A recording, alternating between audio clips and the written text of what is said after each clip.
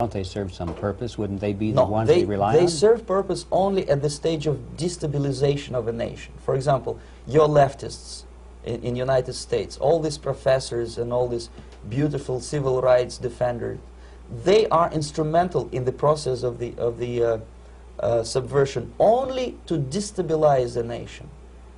When their job is completed, they are not needed anymore. They know too much. Some of them, when they get disillusioned, when they see that Marxist-Leninists come to power, obviously they get offended. They think that they will come to power. That will never happen, of course. They will be lined up against the wall and shot. But they may turn into the most bitter enemies of Marxist-Leninists when they come to power. And that's what happened in Nicaragua. You remember most of these former Marxist-Leninists were either put to prison or one of them split, and now he's working against Sandinistas. It happened in Grenada when Maurice Bishop was already a Marxist. He was executed by a new Marxist who was more Marxist than this Marxist. Same happened in Afghanistan when first there was Taraki, he was killed by Amin, then Amin was killed by Babrak Karmal with the help of KGB. Same happened in Bangladesh when Mujibur Rahman, very pro-Soviet leftist, was assassinated by his own Marxist-Leninist military comrades. It's the same pattern everywhere.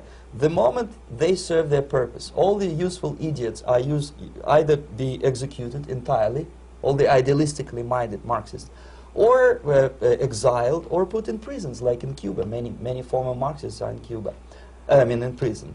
So most of the Indians who were cooperating with the Soviets, especially with our Department of Information of the USSR Embassy, were listed for execution.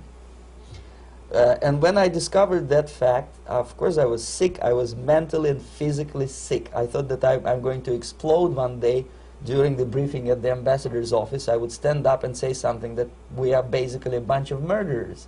That's what we are. It has nothing to do with friendship and understanding between the nation and blah, blah, blah. We are murderers. We behave as a bunch of thugs in a country which is hospitable to us, a country which with ancient traditions. But I did not defect. I tried to get the message across. To my horror, nobody wanted even to listen, least of all to believe what I had to say.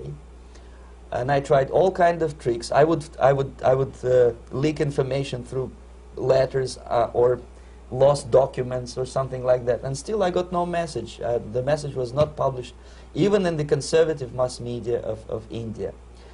The immediate impulse to defect was Bangladesh crisis, which was described by American correspondents as Islamic grassroots revolution, which is absolute baloney. There was nothing to do with Islam, and there was no grassroots revolution. Actually, there are no grassroots revolutions, period. Any revolution is a byproduct of a highly organized group of conscientious and professional organizers, but has nothing to do with grassroots. In Bangladesh, it was nothing with grassroots. Most of the Awami League party members, Awami League means People's Party, were trained in Moscow in the High Party School. Most of the Mukti Fauj leaders, Mukti Fauj in Bengali means People's Army, same as SWAPO and all kind of liberation armies all over the world, the same bunch of useful idiots. They were trained at Lumumba University and various centers of the KGB in Simferopol, in Crimea, and in Tashkent. So when I saw that Indian territory is being used as a jumping board to destroy East Pakistan, I saw myself thousands of so-called students traveling through India to East Pakistan, through the territory of India, and Indian government pretended not to see what's going on. They knew perfectly well, the Indian police knew it, the intelligence department of the Indian government knew it, the KGB of course knew it, and the CIA knew it. That was most infuriating, because when I defected and I explained to the CIA debriefers they should watch out because East Pakistan is going to erupt any moment, they said I was reading too many James Bond novels. Anyway, so East Pakistan was doomed. One of my colleagues in the Soviet consulate in Calcutta, when he was dead drunk, he ventured into the basement to relieve himself, and he found big boxes which said printed matter to Dhaka University. Dhaka is the capital of East Pakistan. And since he was drunk and curious, he opened one of the boxes and he discovered not printed matter. He discovered Kalashnikov guns and ammunition in there. Anyway, it's a long story. When I saw the preparations for the invasion into East Pakistan, obviously I wanted to defect immediately. The only thing I couldn't at that time make up my mind when and where and how. One of the reasons, of course, you see, I was in love with India. I mentioned that before. I spoke the languages, I socialized with people, and I understood that I had to act fast unless I want this beautiful country to be permanently and irreparably damaged by our presence. One of the reasons not to defect was, as you can see, I was living in relative affluence. Who the hell in a normal mind would defect and do what? To be abused by your media, to be called McCarthyist and fascist and paranoid? Or to drive a taxi in New York City? What for? What the hell for should I defect? To be abused by Americans? To be insulted in exchange for my effort to bring the truthful information about impending danger of subversion? As you can see, I was living in quite a comfortable conditions next to swimming pool, where Indians were not allowed, by the way. I was highly paid expert in propaganda. I had my family. I was respected by my nation. My career was cloudless. The third reason, how to defect with the family. To defect with the baby and the wife would be virtual suicide, because according to law, that hypocritical law which I quoted before, the Indian police will have to hand me over back to the KGB, and that will be the end of my defection and probably my life. Again, I cannot smuggle my wife because she was not quite sure what I was doing.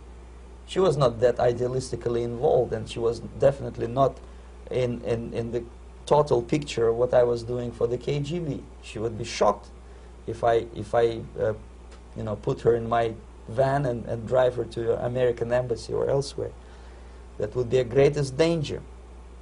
So again, I had to defect in such a way that my defection would look as simple disappearance. And there were many cases like that when the Soviet agents simply disappeared, either killed in action or, thanks to their curiosity and their close contacts with radicals, some of them were killed by the Marxists, by the way. It happened in many African countries when the Soviet KGB were killed by Africans themselves. Not because they hated Marxism-Leninism, but because they were simply trigger-happy bunch of unruly characters. If you give them a machine gun, they will shoot.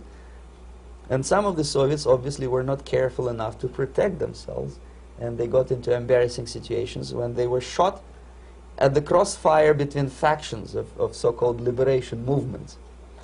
Anyway, so I decided, as I said, to study the counterculture. I decided this probably would be the best way to disappear. I socialized with characters like this. On the left, you see, he's a barefoot American hippie. It took me quite a long time to study exactly what they were doing and how to mix with them. But eventually I did it. Most of Indian newspapers carried my picture and promise of 2,000 rupees for information about my whereabouts.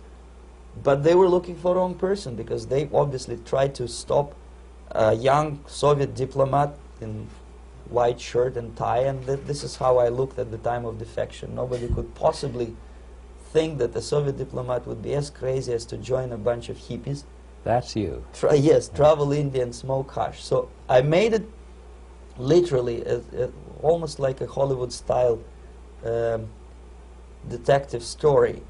From under the nose of the KGB in Bombay airport, I landed the plane and I flew